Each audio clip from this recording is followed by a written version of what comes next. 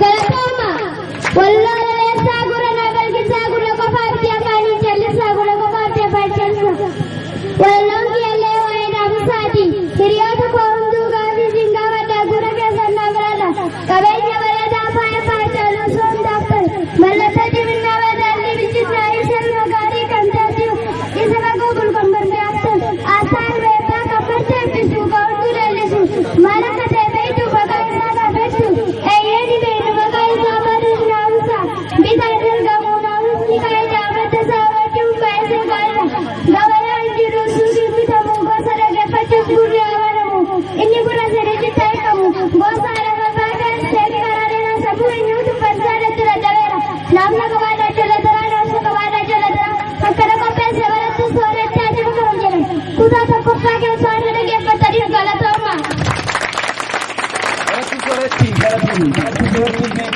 Grazie,